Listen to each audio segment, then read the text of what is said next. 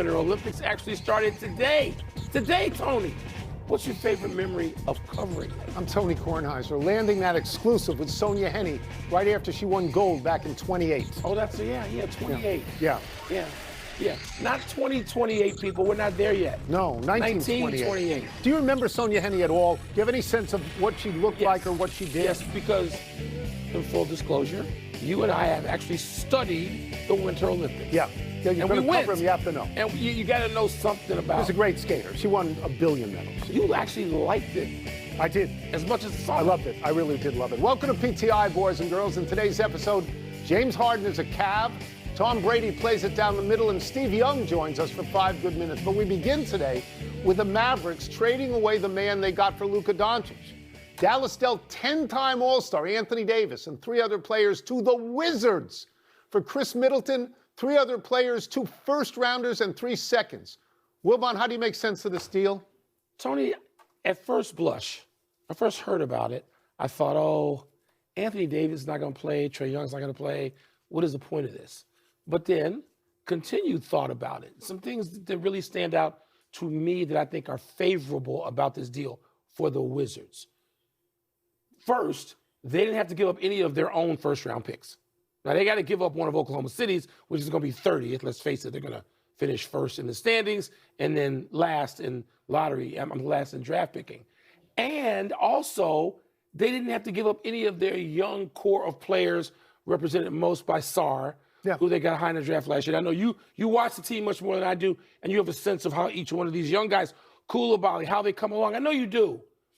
And so I'm interested to hear you about this. So my thoughts are there's no risk. Yeah. Like even if Anthony Davis doesn't play much, and I hope he does, because I know Anthony Davis a little bit, I root for him, but when you keep your own people, your own young guys that you need to build, and you keep your draft picks, so you keep your future, I think with no risk, I like it. I'm much more cynical about it than you are and have been for a couple of years about this particular team that has tried to lose but even now this for 3 move? years. Well, let me get to this, because the first thing I want to say is we can now close the book on Nico Harrison.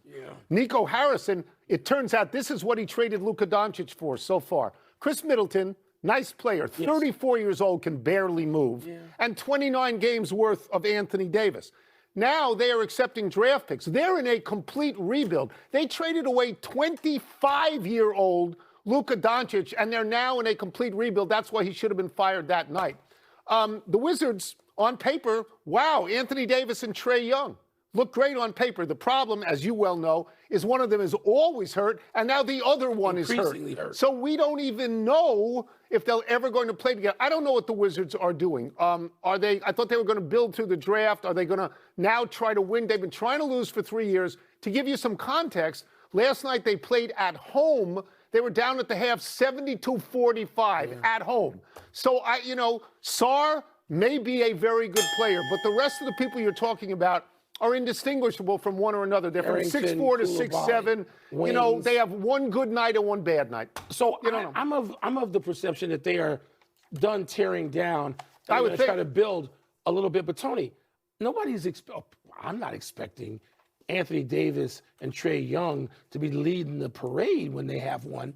But I think you have to have vets, responsible vets, dependable vets in practice, in locker room, on the road, on the bus. They had Chris Middleton was one of their vets, and McCollum was one of them. And then he got rid of both of them. So they got rid of both of them. Let's move to James Harden. Yesterday we talked about the possibility of him being traded. Today we are talking about Harden having been officially traded. Harden goes to Cleveland for point guard Darius Garland and a second-round pick. Seems this would happen pretty quick. Wilbon, what does this mean for each team involved and for Harden? Well, for Harden, it's going to mean more money. It won't mean as much money as he wanted, which was $80 million over 2 years. I think that's done. And he wasn't going to get that. And the Clippers let him know, we're not doing that. And I don't blame them. So let's go to the Wizards. See? I'm fixated with the Wizards now. No, let's go to the Cavaliers. Tony, I think this actually helps them. They needed some size, and Harden is a larger guard at 6'5 plus and substantial, as you know, and has some heft and plays a lot of games and takes a lot of punishment, and he's done that over the years. And I think Harden is looking at this the way we look at it, to say, you know what? I ain't got all that much time left. Let me be somewhere where they can win, where there are bigs, including Mobley, who he can help make better. I like this, and it takes some pressure off of their star player who can go and get 45 points, just like Harden used to be able to do in a playoff game. I like this for Cleveland. Okay. I'm going to talk about what I talked about yesterday for perspective. Here are the numbers of James Harden in the career regular season. 24 a game, 7 assists, 6 rebounds, 43.8% from the field, 36% from three. Here are his career playoff numbers. 22.5 points, 6.5 assists, 5.5 rebounds, 42.5 from the field, and 34 from three.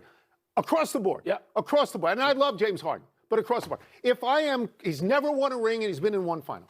If I'm Cleveland, I make this trade because I want to win now, this year. I want to put him in the backcourt with Donovan Mitchell and see if they can get 60 points every single game. They got to the finals of the conference last year, were beaten by Indiana, and they were the favorites. They had a real good team last year. So I want Harden to take me over the top, and I wish it to him. But I think to myself, his playoff numbers are not what you want them to be. So if James Harden was ever going to have a sense of urgency about that. This year. That's right. And playing with Donovan Mitchell is not a small thing. And I think, you know what's only a little less can be better? Not that you want every number dropping, but I think that James does a little less. Look, James Harden can go out there in playoff games and get you double-digit assists, which on that team can matter. So neither of us has talked about the other team, the Clippers, who were the hottest team like a minute ago. I'm going to tell you this about the Clippers. He's a good guard. Garland's a good guard. He's 10 years younger. He is. It doesn't matter. They are a perpetually disappointing team. They really are. They have names all the time, and they never win. And I am wondering if down the road we're going to see Kawhi Leonard suspended for that alleged no-show job situation. I'm wondering. I'm just going to jump in right there and say no. Okay. I don't think anybody's getting suspended, but it's a worthy question. Yeah. And now, to Tom Brady's rooting interests in this year's Super Bowl. Says he ain't got one. The man who won 6 with the Patriots and whose image is forged into a 17-foot-tall statue outside Gillette Stadium tells Jim Gray, quote, "I don't have a dog in the fight in this one. May the best team win," close quote. What do you make of that? I make of this that as a part owner of the Las Vegas Raiders, he is about to hire Clint Kubiak as his head coach. And today, Clint Kubiak is the offensive coordinator for the Seattle Seahawks. Okay, I think Tom Brady is rooting for the Patriots inside, but he's not hiring Vrabel. No. He's hiring Kubiak. So I don't think he wants to say anything that could get under Kubiak's skin at all. I think there's another part to this, too. The last 10 days have been very tough for the Patriots in terms of the Hall of Fame. They've seen Bill Belichick and Robert Kraft bounce. There is an obvious anti-Patriot bias that is showing itself here because of things like Deflategate and Spygate and the way they won all the time. And I don't think Tom Brady wants to fan the flames of that by coming out strongly for the Patriots. You see, I didn't think of any of those things. Really? I think you've been watching too much conspiracy television. But I have that channel. I stream it. Tom Brady, to me, he doesn't seem like a man driven by sentiment. And he doesn't have a dog in this one because he ain't wearing the jersey. Okay. You know what I mean? Like, I think he looks at it with great interest, but I just think that, okay, it was fine. I was there once. You don't think for all time's sake he roots for the Patriots? Oh, maybe a little, but Tony, remember when Brady was allegedly making a living in New England and playing for the Patriots, he'd pop up and we see these pictures of him. All his off time was in California. Professional athletes aren't necessarily like the people who root for their teams. They're doing this. They're paid. They're mercenary. Do you think? And I think Tom Brady falls closer into that. Do you think it's possible? Because Tom Brady, he has to acknowledge that his relationship with the Raiders has caused a lot of people to think in their hearts that he has got a conflict of interest as a broadcaster. There have been rules against say it out loud. Right. Yeah. And there have been rules against where he can be physically and where he can't be. Do you think that part of this is just an easier lane to drive? Let me stay away from the Patriots. Let me stay away from that. That seems so calculating. Yeah. And I don't want to suggest that Brady isn't calculating, but you know what else Tom Brady can do? Like other GOATs, like Michael Jeffrey Jordan, like Wayne Gretzky, if he chooses to, he doesn't have to care. Right? Let's take a break. Coming up, how can the Patriots put Drake May in a position to succeed on Sunday? We're going to ask Steve Young. And we'll ask him which way he's leaning. I love those helmets. I do too. I love those helmets. The classic. We don't like newfangled uniforms in anything. We don't like anything new because we're old. We're Muppets. Yeah. We're just too old now. Sources close to the NFL have informed PTI that it's Super Bowl week. No. Which makes it a perfect time for a visit from our great friend and the man who helped me lead the Niners to victory in Super Bowl 29, Hall of Fame quarterback Steve Young. Steve, let's start with this. Sam Darnold made a Super Bowl when he was backing up Brock Purdy, and he's now in it as a starter with Seattle. You made 2 Super Bowls as a backup before starting. What did you learn as a backup that helped you as a starter? A ton. You seeing it is vital. All of it, right? The hoopla, the unique, getting tickets for your family, making sure everybody has the travel stuff, the long elongated week, the media. You watch it, and then if you're a good backup, you're preparing to play. You're ready to go. You're emotionally, physically, mentally ready to go play. So you've done the work. You've prepared to play in the Super Bowl, and then you got out and maybe you didn't play, but you've seen it, and so that's a huge add. And then you see someone play great. You're like, oh no, that's how it's supposed to look. And I'm telling you, when you can just sit home at your home, and like Drake May can visualize all he wants. He has not seen it, but Sam has seen it, and it makes a huge difference. So interesting and good transition to Drake May, Steve, because he's in this game in his 2nd season. And there's so many things now that we are aware of that are necessary to be in place for a quarterback to be successful. Is Drake May already set up for that, or do the Patriots have a longer way to go? No, it feels like, this is not the old Patriots. This is not the hoodie mumbles, robot kind of, this is, and look, they were great. No one's going to say anything bad about it. That's how they did it. This is a more wide open, fun loving, group. And so they're going to do it differently. And Drake is that guy. He's the guy that's the cheerleader of the team. And so they're young. They don't know yet. Right? This is all happening. Like, really? Now? It seems early. And I think that's in their favor right now. They haven't had to deal with, if they get beat, they'll have to deal with a Super Bowl loss and how that drama and if they win, obviously they're on their way. But this is for Drake. They're in a perfect spot to go shock the world. I don't think anyone had them on their card in preseason. That's for sure. And they built their way here. And I think it's real. And I think Drake is the guy that I think the key is don't get him out of the game plan. Young players in the Super Bowl, you don't want to give up a big special teams touchdown, get down by 10 or 14 and get out of your game plan. You want a young quarterback to be able to stay in what we've talked about for a couple of weeks, and that'll be key. Given what you know about both these teams, having seen them, which way are you leaning? Well, you love the juggernaut that the Patriots are from nowhere, and I love that. Not from nowhere, but that's really kind of been a fun surprise. The Seahawks have been playing playoff football since January 4th when they played the 49ers for the right to have a week off. And watching them in person, it was a revelation. I'd watched them all year, but in person, they are all of that. That defense they're number one for a reason. And when number one defenses show up at the Super Bowl, it's a thing. And that thing is real. So I would, if I had a choice, I'd run over the Seahawks with that defense. And then Jackson Smith and Jigba is the most unique, fascinating, amazing player to watch move his body. You just can't imagine, it's like Burst, I don't know what it is. It's like a ballet kind of feel. It's like body, I don't know how to describe it. Maybe it is indescribable, but he is all of that. You can throw the ball to that guy and then have those 2 runners and a good line.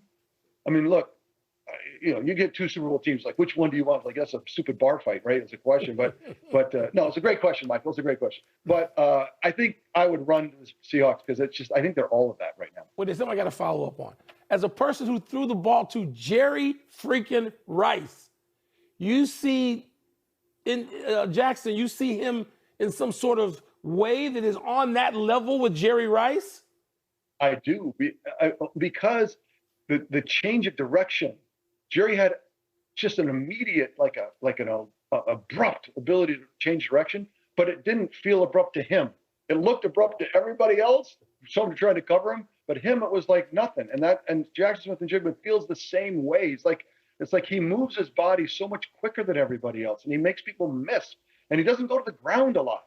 And that's Jerry too. It's just they're both kind of a ballet masters. Their body position always in a good spot, catching the ball, ready to move in a way that's kind of unusually abrupt, like I said, abrupt to everybody else, but to them, it seems smooth. It looks smooth. It's like, man, I like him. Do you think I like him? We will get you out of here on this. Last night, you coached in the Pro Bowl. I watched you introduced. I assumed you coached the NFC, but you told me you coached the AFC. Anyway, it's a flag football game. You used to play in the actual Pro Bowl. How different was it to coach in this format? Well, we played a real game. You were under duress. I had Bruce Smith coming at me, and my lineman had 30 minutes twice in 2 days to get ready to go play. And if you're going to go play a game with a team that's been together for 2 30-minute practices, defense is going to be winning. It gets done faster.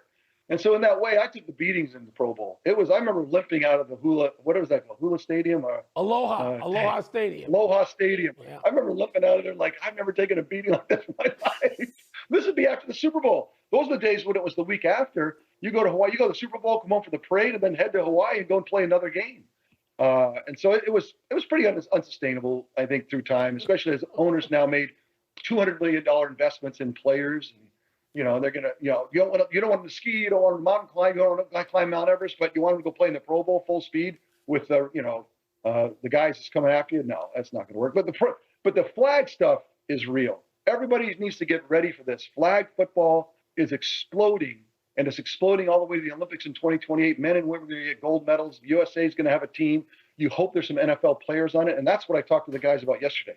Hey, look, this is Pro Bowl flag, but you guys got to get ready to go get a gold medal. If I could have gotten a gold medal back in the day when the Dream Team was going with Michael Jordan and Magic, and they're going to go, they're going to get a gold medal, and football doesn't, and hockey does, and golf does, and baseball does.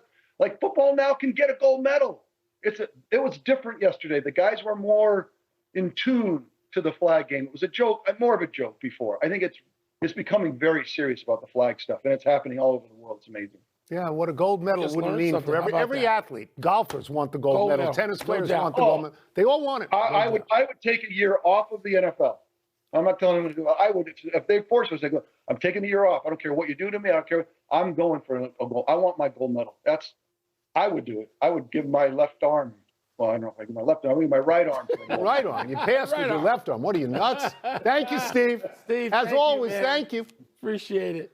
Let's take one last break. Still to come, the Jets make a hire they hope will finally fix their lousy offense. And Kawhi is in Leonard. His name to the game that many thought he should have made already. That's flag football. We just learned a lot, didn't we? Yes. Yeah. First of all, I didn't know it was in the Olympics, but a gold medal for any athlete. Anybody. Yeah, if you can be eligible.